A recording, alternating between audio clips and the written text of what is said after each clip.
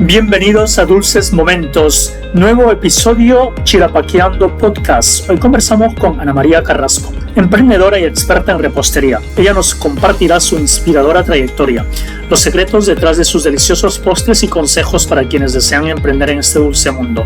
Acompáñenos. En una cevichería y el mozo se nos acerca y nos dice: sírvanse o tienen una opción de postre, ¿no? Y pues nosotros no sabíamos qué sería bueno para algo cítrico y luego el dulce, ¿no? Quizás sea una línea donde muchos desconocemos y elegimos al champú, ¿no? A la casualidad, chocolate. Entonces creo que hay formas de uno podría aprender de hacer una orden en un restaurante, en un hogar, es decir, prefiero un postre que X comida. Exactamente. Entonces por ahí nació esta idea de preguntar a alguien que conoce estos temas y por lo mismo pensamos en ti. Así es que retomemos o retomamos esto desde el punto de historia de lo que vendría a ser la repostería en el Perú, básicamente. Entonces, a ver, camínanos o perfecto. Pero primero te puedo responder lo que pensabas. Por eso empecé con eso. El restaurante, por ejemplo, cevichería, yo le pondría de 3 a 5 postres, máximo. Y me iría por un pay de limón, porque ya venimos con cítricos. Me iría con una torta de chocolate para bajar el sabor del pescado. Me iría por unos picarones, que es algo peruano y algo suave. Podría ser unos sorbets de fresa, que también le gusta a la gente. Y por último, también le caería un 3 leches, un postre fresco. Entonces, para eso me iría una carta de cevichería. Me pido un dulce. Entonces, un dulce que sea tampoco tan exagerado y neutro es perfecto para terminar una buena comida. Muy bien. Y ahora sí te explico de la... Adelante. Explicamos cómo, por ejemplo, los peruanos en la época de los incas, ¿qué comían? Sí comían dulce, pero comían los dulces de la fruta súper madura, porque todavía no te habían esto era coleccionar las frutas y todo eso. Comían lúcuma, chirimoya, que ya había acá, y botaba una miel, y lo mezclaban con miel de abeja. Eso era conocido que era súper saludable. Y con la llegada de Cristóbal Colón a América y los españoles, cuando ya conocieron Perú, en el segundo viaje ya habían traído la caña de azúcar que lo habían traído de la India, y empezó a cultivarse en el norte del Perú. Y entonces vieron que salió tanta caña de azúcar que comenzaron a exportarla a España. Y ya no necesitaban pedirla en la India, ¿no? Y entonces el dulce en Perú se comenzó a trabajar con azúcar, porque había tanta azúcar, y los españoles habían traído monjas, un montón de monjas en la época del virreinato, y empezaron a ponerlos en los diferentes, en Arequipa, en Trujillo, en Lima. Y ellos comenzaron con la tradición de hacer los mazapanes, de hacer el maná, los postres súper dulces y súper delicados, porque también habían yemas. Porque en esa época había claras que para hacer las comidas se empezaban a clarificar las claras, y entonces sobraban las yemas. Y entonces las de la cocina se la pasaban a las monjas y ellos empezaron a trabajar lo que es maná, el mazapán, todo eso. Me he transportado a ese tiempo. ¿La aceptación sería inmediata o fue un proceso como que...? No, fue todo un proceso, claro. Porque en la época del virreinato que hacían las monjas, todo para que las monjas puedan subsistir, ellos lo vendían a la gente adinerada de Lima. Ya. Y entonces ahí sacaban ingresos y todo, porque el azúcar era súper caro, por lo mismo que se exportaba. Y entonces, ¿cómo comenzó? Todo el cambio de los postres criollos.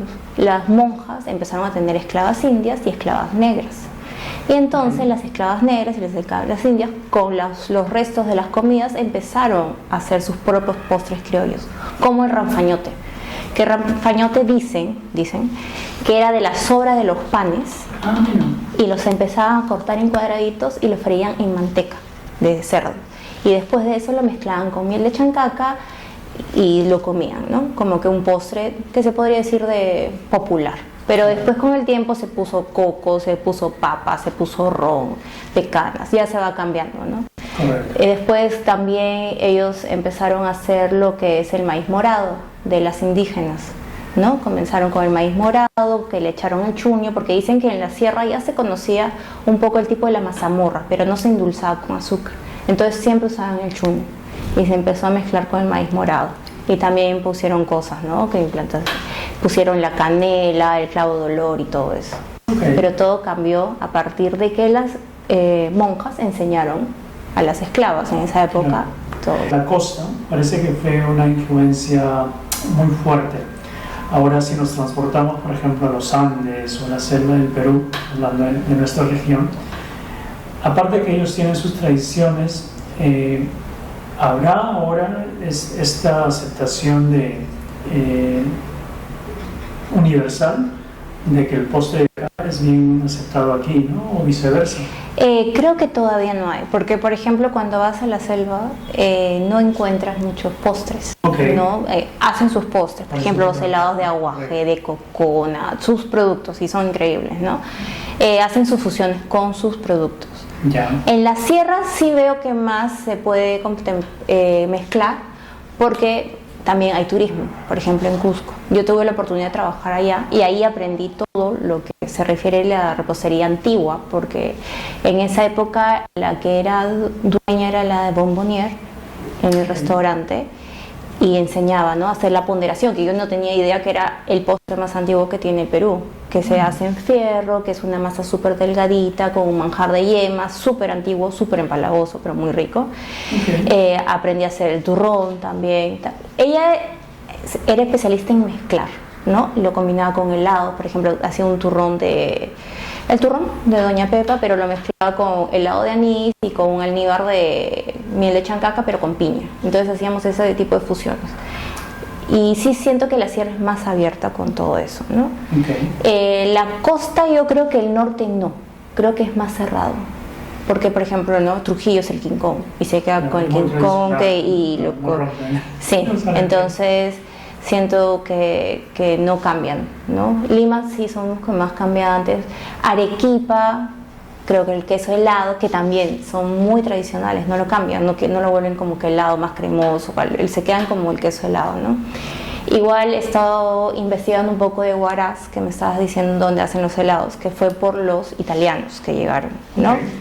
Entonces ellos hasta ahora hacen la misma receta, no la cambian, usan hielo, leche y la fruta, no usan un poco de azúcar, pero no ponen, por ejemplo, derivados de disolventes o para espesantes, o que usan crema de leche, no, son súper tradicionales, no usan tampoco saborizantes, ¿no? Como un poco más natural. Sí, más natural, y no va a cambiar la idea, y está bien, porque es su público que tienen ahí y es, en verdad, muy rico. ¿Hay alguna preferencia o recomendación que puede ser, si tenemos la oportunidad de tener las cosas más orgánicas, frutas, frutos, algo que quizás está disponible que sea no tan orgánico? O sea, ¿se siente el sabor en la preparación? No, sí, se siente totalmente, okay. Sí se siente. Es decir, yo creo que si uno tiene que hacer repostería, por eso los postres son caros, y más en los restaurantes, porque se trabaja bastante y mucho con el insumo del día.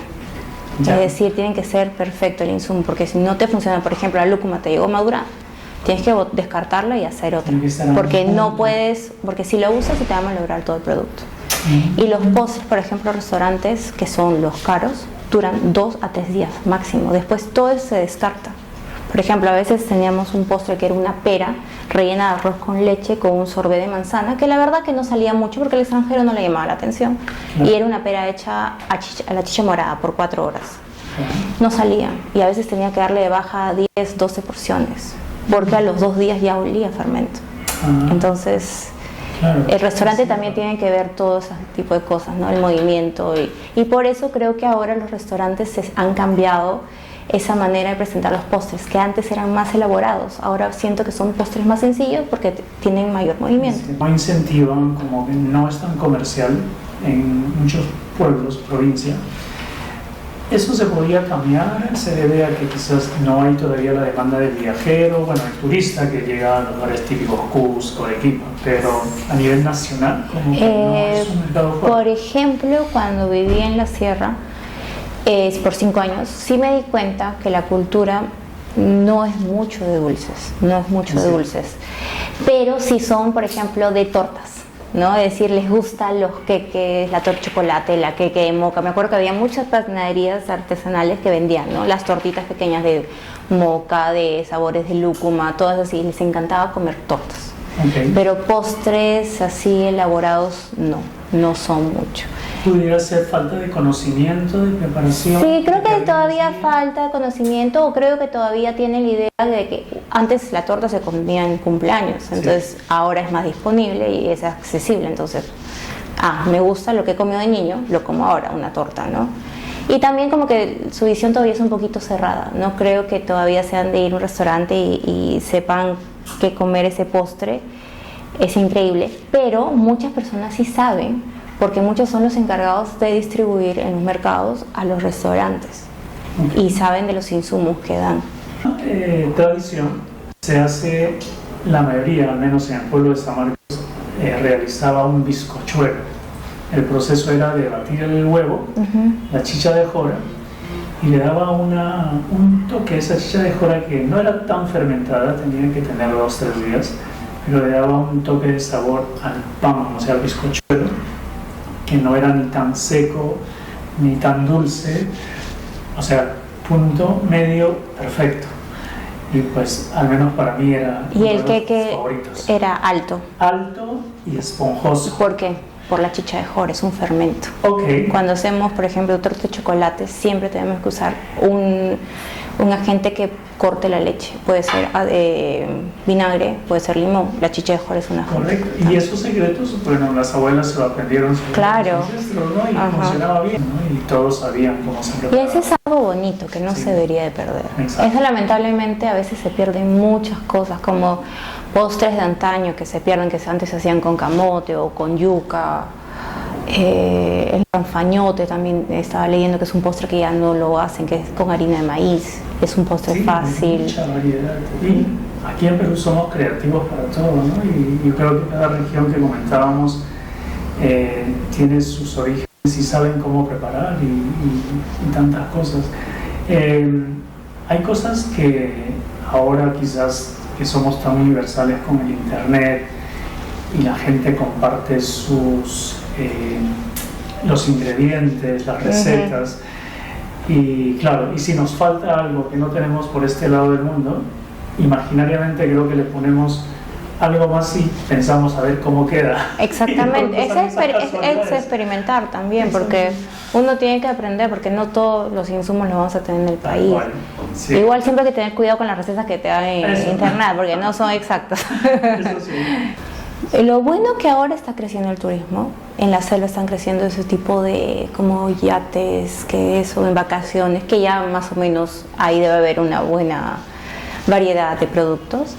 En la sierra también podría, como digo, un turismo, hay más puntos turísticos en la sierra.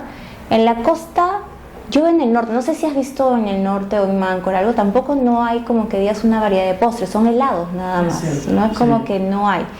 Entonces yo creo que con más conocimiento, o si no que la gente también se arriesgue, ¿no? A lanzar, porque la gente va a buscar el dulce. El peruano de por sí es dulcero. Siempre va a ir tipo 4 o 5 de la tarde a comer dulce. Le gusta el azúcar, sí busca el dulce. Y pagan por el dulce. El más el limeño paga por un dulce. Para no evitar, pero usar el azúcar a su debida medida, que no sea excesiva. ¿Hay un método que quizás sea mejor? Sí hay, pero yo tengo mis ideas, ¿no? Sí cambio. Por ejemplo, yo siempre digo, ¿no? Yo soy de las personas, si vas a comer azúcar, cómetelo un día y después cuídate, porque al final los antojos te van a dar.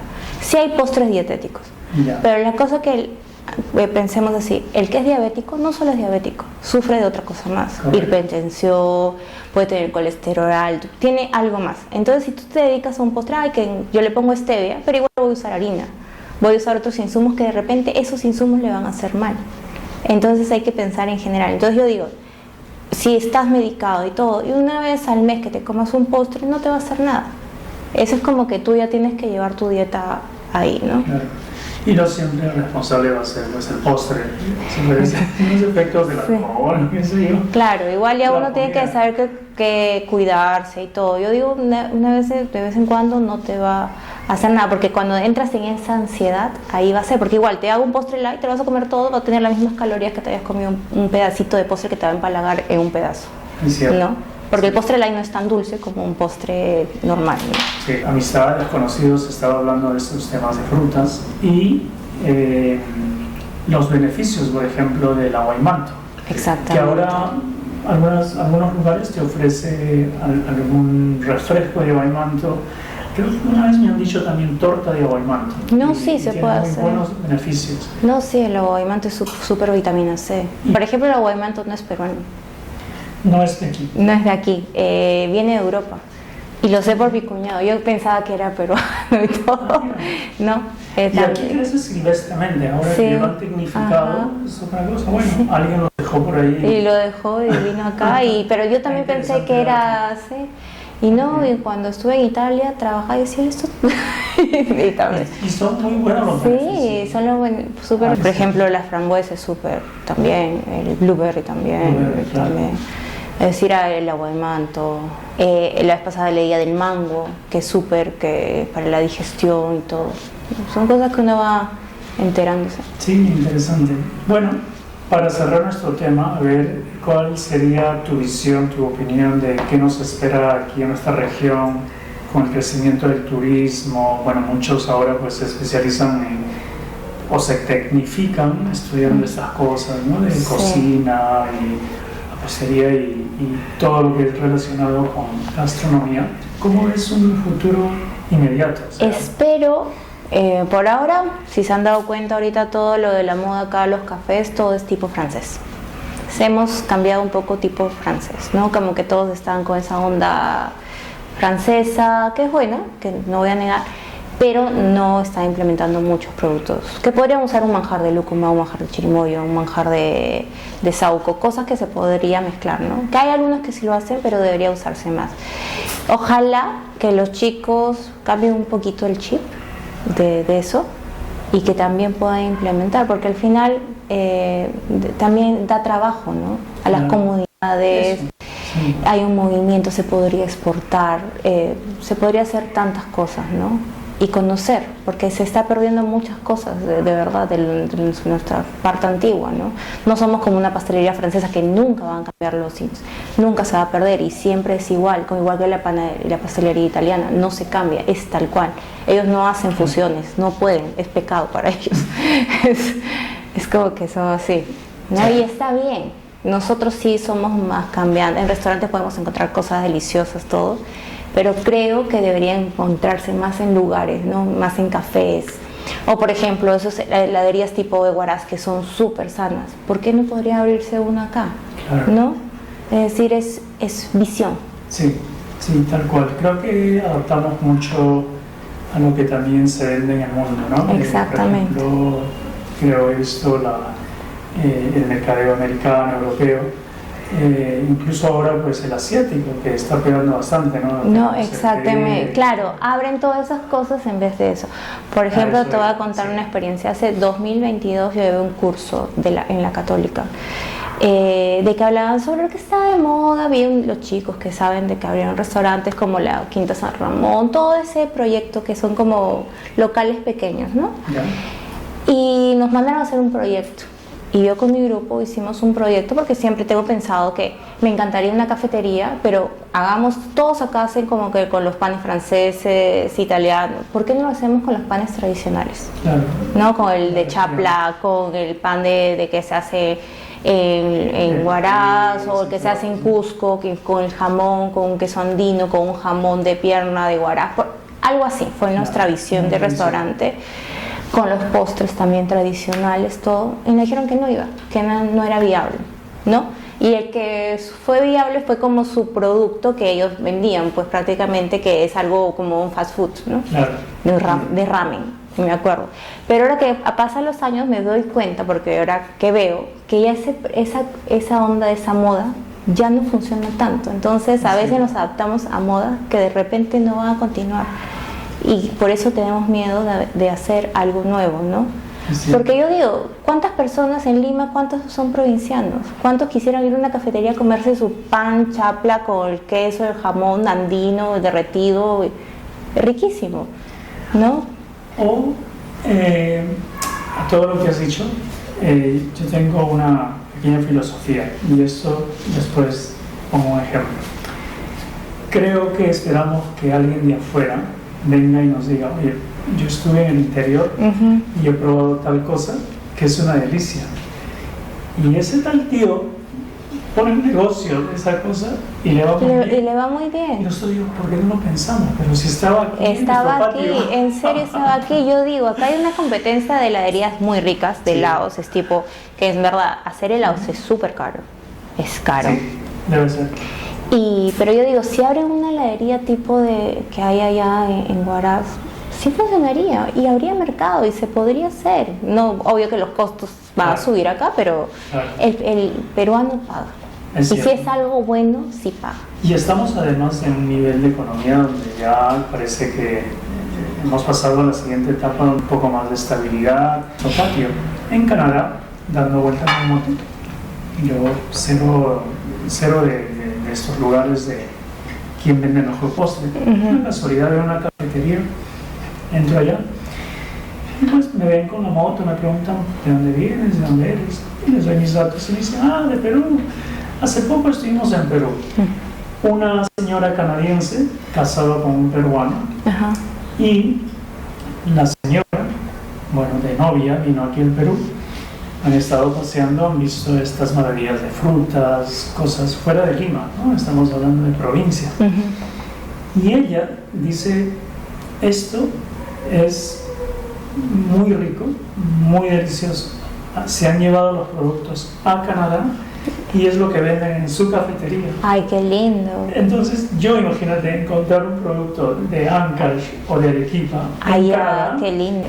Como tú dices, no. Tiene que venir otro para ver la visión del potencial que tiene tu país. Exacto. Entonces, compartir el café, que también lleva un café peruano o guatemalteco, pero le han visto de los panecillos que hacen en la sierra, por ejemplo, que es muy rústico. Claro. Pero que eso va con la fusión del café. Creo que estuvieron por las alturas de Lima, por Huarochirí.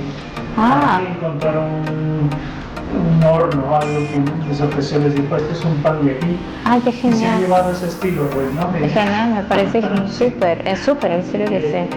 Esas son las cosas que hay que innovarse y tener en cuenta. Bueno, te agradezco tu tiempo, Ana María. No, gracias a ti. Tenemos una próxima oportunidad, quizás hablamos de un segundo episodio. Muchas gracias. A ti. Hasta la próxima. Gracias.